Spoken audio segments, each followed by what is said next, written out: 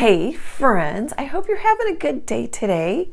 I'm gonna paint a cute little chickadee. I'll link the reference photo in this video's description. I changed the background color. It has a green background. I changed it to kind of a blue-green. It's very similar to a traceable I have. Here's the traceable. I just happen to have it on my art table. It's a very similar pose. This is a black cap chickadee. Facing the other direction. This is a chestnut backed chickadee. Michelle Madsen took the photo on Unsplash. Maybe you can see that better than my iPad. Looks a little grayer. Okay, let's have some fun.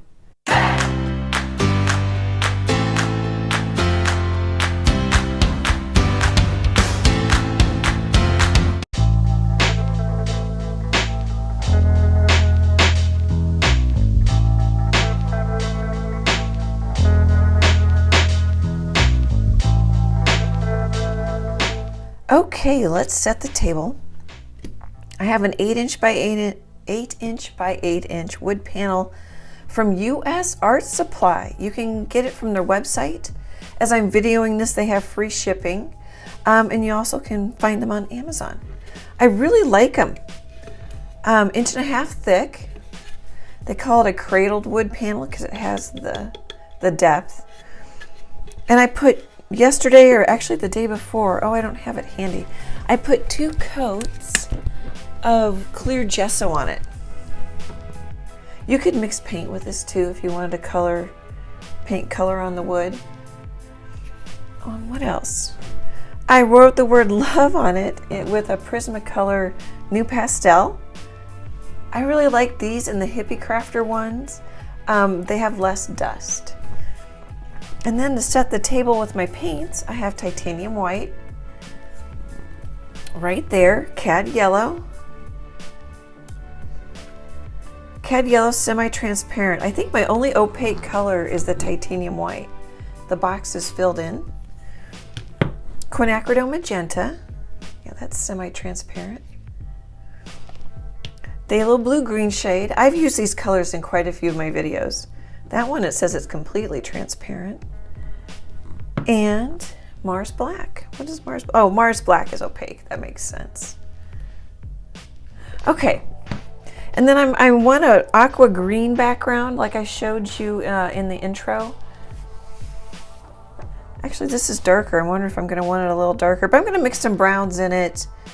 I might mix a little black with it. So I made an aqua green color with quite a bit of white, actually quite a bit of yellow, and some phthalo blue-green shade. And then I made a brown with quite a bit of yellow, about same parts of quinacridone and black, and it made a pretty brown. I'm going to use a 1" filbert brush from Royal and Langnickel and paint on the background, and I'll be back.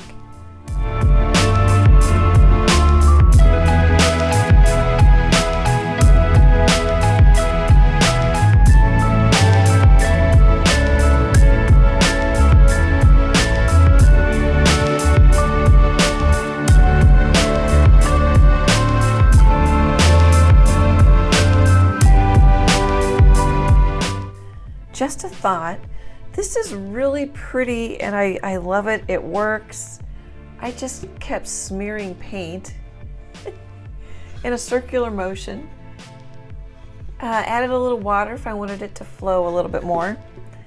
But then I was wondering, I recently painted a Carolina wren, and it had some darker values in the background, which gives it more drama, which I like. And so then I grabbed my reference photo, which I printed out to scale, and we're going to have a branch kind of here. And it's quite dark here on the branch, but actually the back of the branch is quite light. Right here, or not the back, the top of the branch is quite light. So I'm thinking I might want some darker here. Let's see, in order to put everything to keep it in camera.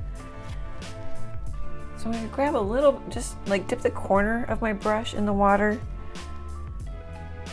I don't know, maybe we want blue because we're going to have browns and blacks in the branch. So I keep this all on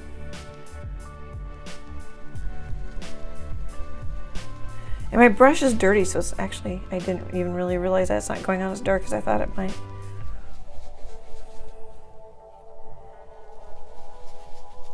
And then I swirl it over the side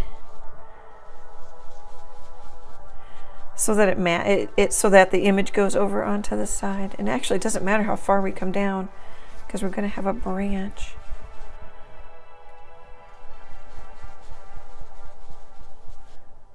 Okay, I'm losing my brown though. I kind of liked that. So you end up painting a lot more than you plan on, just to sort of blend it in.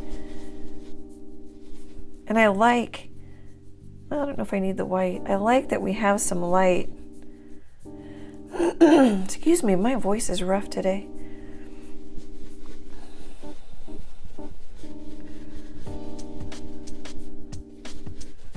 Oops, I'm getting kind of a gray, which is okay. Okay, so about here.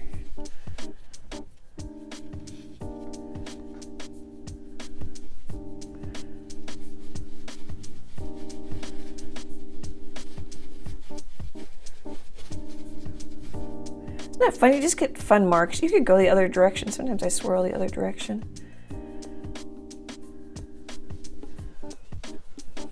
Let's kind of play with the value. Did that get darker? I think it did. Even though I just lightened it up again. And again, I'm not too worried. Sorry, guys. Because my branch is about there. Maybe we'll put,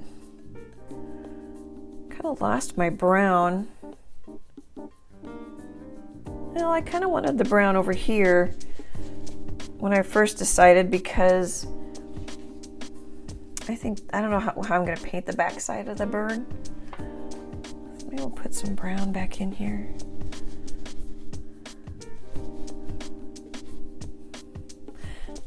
So if it starts to dry on you, just dry it with a hair dryer and then come back with another layer. I think that's kind of pretty. So should we go? I'm going to grab just a little bit of water. Probably going to be a lot because it's a big brush.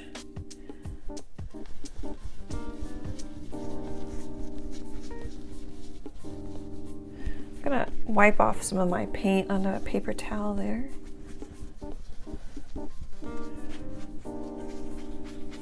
I finished painting the sides off camera. So now it's like, okay, I don't want to have like straight lines. So maybe I'll put a little darker up here. And then I'm going to grab a little yellow. And maybe a little white. Just kind of working the wet edge.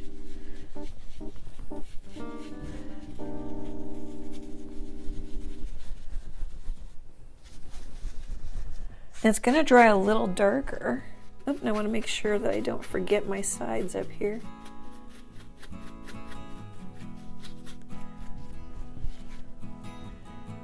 A little white. Might be too much white. I need a little water maybe. If it's not flowing, actually that's pretty. If I'm looking for a soft, out of focus background. Oh, now I got too much white water. You just play with it. You can't control it, even though I keep trying to. And it'll be pretty. It is just pretty. And it won't look like mine. And if I did this again, it won't look like mine. Because it just changes. And now I'm just kind of going all over everything to blend it in a little bit. That actually might be pretty. I might be able to stop. So I'm thinking the bird's head, the top of the head's going to be up in here. Oh, I might not want to do that. I'm a little scared. I think it's good to let you know that sometimes I get nervous. And I want to keep it warmer because the bird's has white in it, so now I'll grab like a little bit of yellow.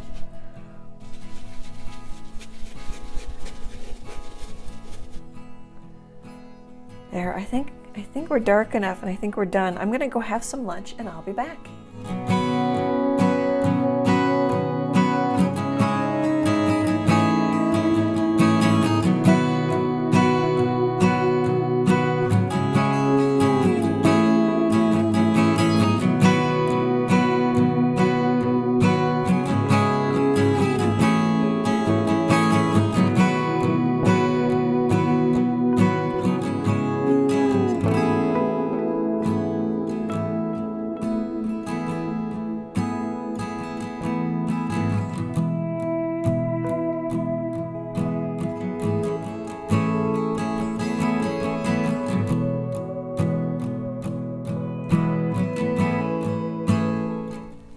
So what the heck am I doing? You can approach a painting, so paint the background like I did, and then paint the big shape of the bird, or actually maybe the big shape of this branch first, and then work from big to little, which is a great way to work because it keeps you looser and it keeps the painting more painterly if you like that look. What I am doing is using a #1 round from Princeton, and just so my traceable is a road map. Now I'm using my blacks and my whites as a road map because that's as dark as I can get, and that is my lightest area is going to be right here, and maybe like right here. Just have like little peaks of white. And so that reminds me, this isn't as white in my reference photo. So that's what I'm doing. And then sometimes I'll even paint in the toes so I don't lose them so much when I go in and paint this big branch. There are many ways to approach a painting. You do what works for you. I was just watching another artist. Oh, I don't know if it was Marla Bagata. Anyway, you can paint the painting first in shades of all gray, like I did the cow painting with the sunflower. I'll link that in this video's description. That got pretty detailed, but a lot of times painters will paint, it's called a grisaille. So they use one color, it doesn't have to be black, and paint the values and get that fairly straightened away, and then they come back with the color and glaze it on top. Okay, I just want to let you know. Oh, and then one other thing. This bird doesn't have an eye ring that's that big, but it's easier for me to just come in with it with the dark blacks or the browns and make that lighter eye ring smaller. And actually, let's see if I've got a, oh, you can't see it on there. Maybe you can see it better on the iPad. You even lose some of the ring. I really only see just a hint of a ring on this side over here. But I'm just setting myself up for that. Okay, guys, I'm going to work on this and I'll be back in a bit.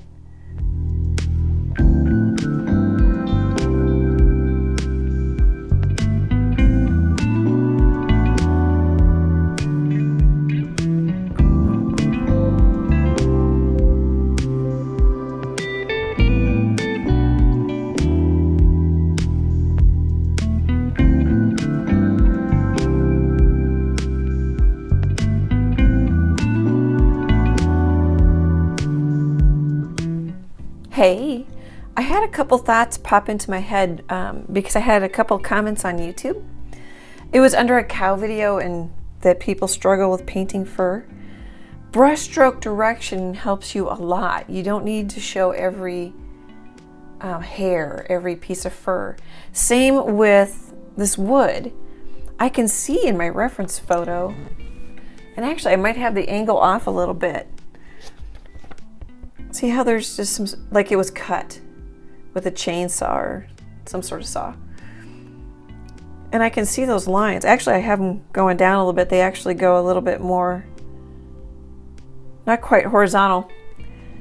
So I just put those in with a little, I think it's a 1/8 inch flat brush from Michaels. It's a #4 Artist Loft. Because it's easier for me to get in and around the toes and the feet. And then I went up in size. I've washed it off. That might be a 1/2 inch. I got it in the same packet at Michael's. Oh, not quite, 3/8 inch brush. And I just went up in size because I've got bigger shapes. And then I know, can you see? One thing that helps is to draw circles and squares and shade them in, blobs, because you can kind of see how there's a round, even in the crack. There's kind of that oval shape. So I'm hinting at that. And then I'm just gonna have it, you could paint, the color isn't as important as the value. I'm gonna have that lighter and that lighter. And I'm just warming it up. I might wanna darken it down because I want, the bird's gonna be the star of our show anyway. But I definitely want more saturated color up here. So then I just took a flat brush, and then the brush stroke directions matter. And they don't have to be perfect. And my color is transparent, so you can see my background coming through, but that's okay. Layers will help you. Totally help you. I'm just kind of finding things. Here I'm kind of working bigger to smaller, finding shapes. And I just put this in so I don't lose it because I can still see it when I paint over it.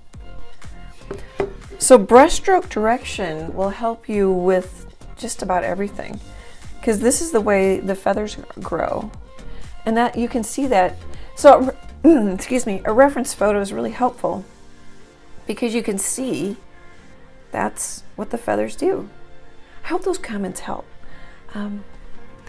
Let me know in the comments if they do a little bit. Okay guys, I'll be back in a bit.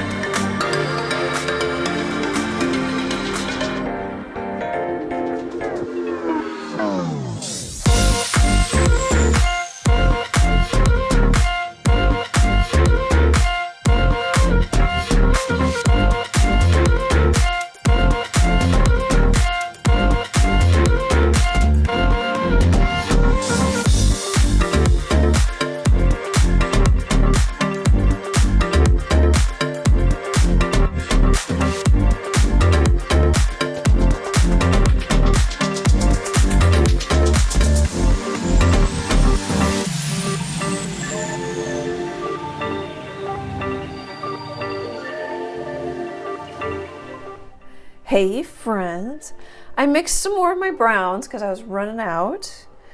You could have stopped before I used the palette knife. It would be a softer, or you could dry brush. So dry brush means not, you squeeze all the water you can out of your brush, or use literally a dry brush, pick up just a little bit of paint and it'll leave some of these skip lines to get more texture. Some thoughts is like if you're not a drawer, you don't need to like show the line. You just kind of indicate that there's, from the brush stroke or the palette knife direction, that there's this shape here. But like I don't literally have it outlined. Same with this. I kind of have some dark shadows. This gets kind of vague. And then I put a little pop of white right there just to help add a little sparkle. And then if you don't like some of the texture you get with the palette knife, you can come back, like I came back over with some of my, oh, it's almost a raw sienna color. It's a little darker than that. What else? Here, give me a little tour. So I painted the background before lunch, and it took me maybe a half hour, 45 minutes. Kept playing with it. And I started working on the blacks and the whites and the birds and the branch. Oh, I'll just say 1:30, and it's now almost 5 o'clock. Now I've stopped a couple times because I'm making chili. But it's not like this happens super fast. And I might change it. Sometimes I'll say, oh, I don't like the gray, or I want some more gray here, but it's looking good. And then I put in this line and I paint over the line because your eye will follow it anyway. You don't need to show every little bit of a line. It's kind of a drawing tip too. I think it's called closure. Basically, I'm just drawing with paints. And then I like how the palette knife skips. Okay, I suspect I won't be back until tomorrow.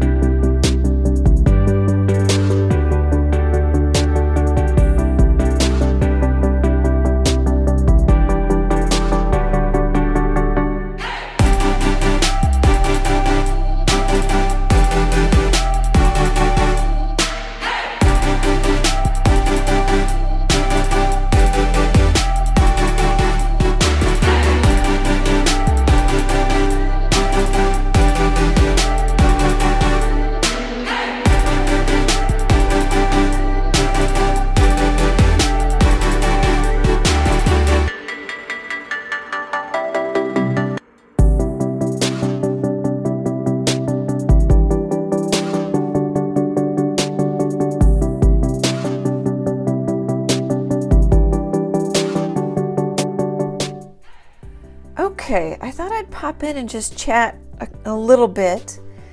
I'm approaching this basically like I'm gonna back to front.